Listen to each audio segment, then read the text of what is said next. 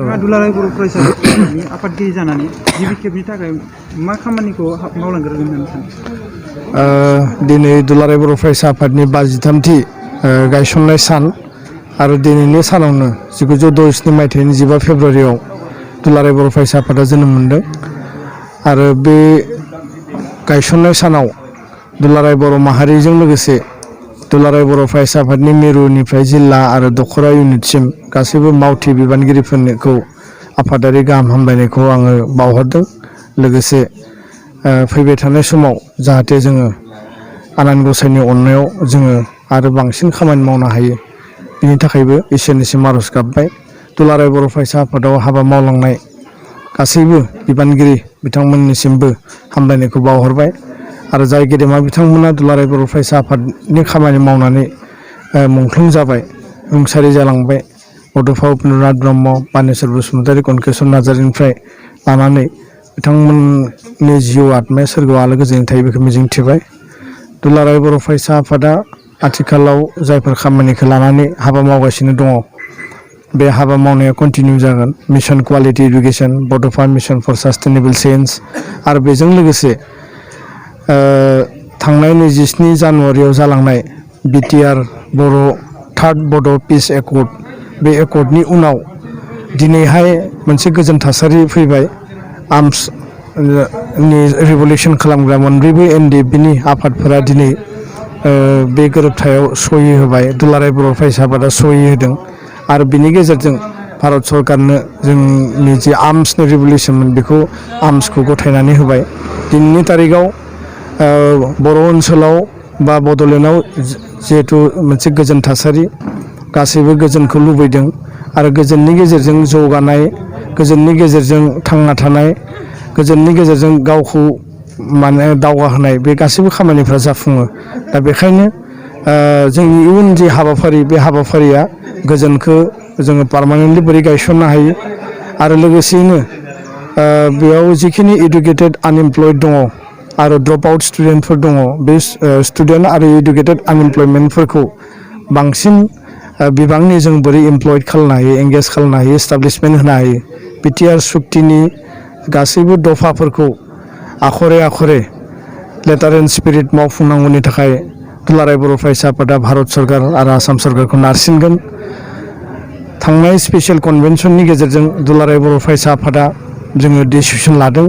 जे राजा लामा रेल लामानि जि जोंनिया आन्दलन दंमोन पलिटिकेल डिमान्डखौ लानानै बेखौ जों दोनथ'बाय आरो फैबाय थानाय समाव जोङो गासैबो बिथिंनि जौगानायखौ नागिरनानै जौगानांगौनि थाखाय दफानि मोनफ्रोमबो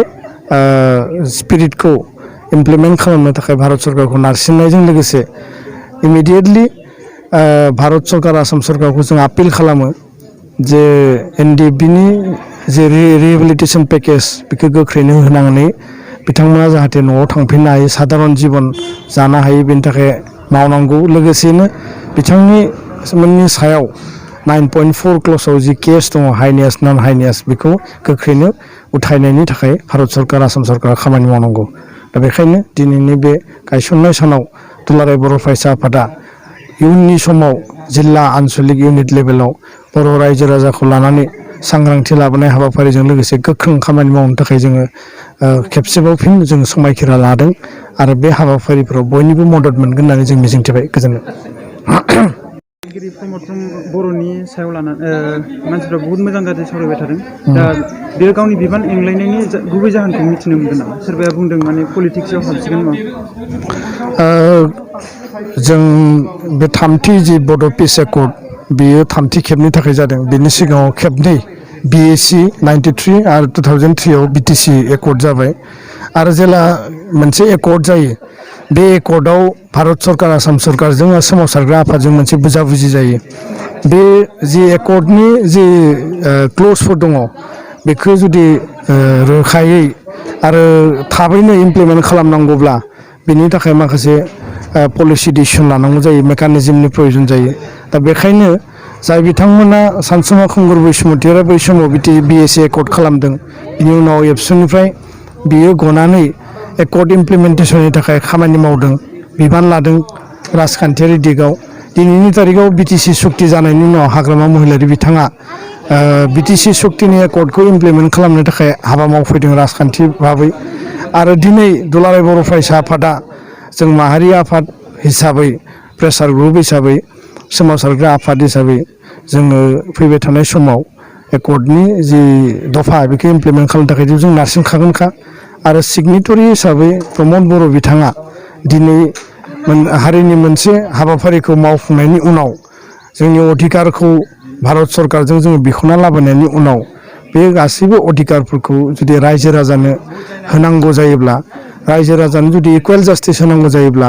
निस्सय बिथाङा सिस्टेमाव थानानै खामानि मावनांगोन आरो बेखायनो दिनैनो दानो बिथाङा पलिटिक्स खालायगोन ना खालाया पलिटिक्सआव थाङो ना थाङा बेखौ रोखा खालामाखै नाथाय दुलाराय बर' फरायसा आफादा फैबाय थानाय समाव एकर्ड इमप्लिमेन्टेसननि थाखाय जायफोर डिसिसनखौ लानांगौ एबसु एनडिएफबिनि मोनब्रै हान्जा गासैजोंबो जोङो इउनाइटेडलि रायज्लायनानै बयनिबो कनसालटेसननि गेजेरजों खौसेथिनि गेजेरजों जोङो इयुननि हाबाफारिफोरखौ मावगोन आरो जाय बिथांमोना एबसुनि बारग' आफादगिरिनि सायाव जि कमेन्टफोर होदों बे कमेन्टफोरा प्रपागान्डा आरो बे कमेन्टफोरा पलिटिकेलि मटिभेटेड आरो बे इन्डिभिजुवेलिस्टिक इन्टारेस्टनि मानसि बेयाव खुनु जातीय इन्टारेस्ट बा माहारि साननाय जातीयताबादनि बेयाव बाथ्रा गैया जाय जातिखौ हारिखौ मोजां मोनो जाय हारिनि थाखाय नांसोमो बै मानसिफ्रा दिनैबो दुलाराय बर' फरायसा आफाद आरो लोगोसेनो प्रमद बर'नि नेतृत्वआवनो बिथांनि दैदेननायावनो बर' हारिखौ दावगालांनायनि थाखाय दिनै समर्थन होदों आरो मेक्सिमाम 99% रायजो राजायानो दिनै दुलाराय बर' फरायसा आफादनि जि माने हाबा मावनाय बेखौ लानानै दिनै बिथांमोना गोजोनदों आरो बिथांमोना कअपारेसन होबोगासिनो दं दा बेखायनो पार्सनेल इन्टारेस्टनि थाखाय सेल्फ इन्टारेस्टनि थाखाय सोरखौबा नोङो काउन्टार खालामनाय मुं सुनाय फेसबुक वाट्सएप टुइटार ससियेल मिडियायाव बुंनाया बे गोरलै बाथ्रा नाथाय राइटआ बबे रङा बबे रायजो राजाया बेखौ नायगासिनो दङ आरो जायफोरा रं लामाखौ लानानै दिनै मुं सुदों बै मानसिफोरनि स्पेसा हारियाव गैया जालांगासिनो दङ दा बेखायनो जों बेखौ लानानै एसेबो जोंहा गिनाय बा एसेबो जोंहा लाजिनाय गैया जोङो जे हाबाखौ मावगोन बे हारिनि थाखाय जागोन जे हाबाखौ जोङो इयुनाव जोङो रनसायगोन बे हारि दानायनि हाबायानो जागोन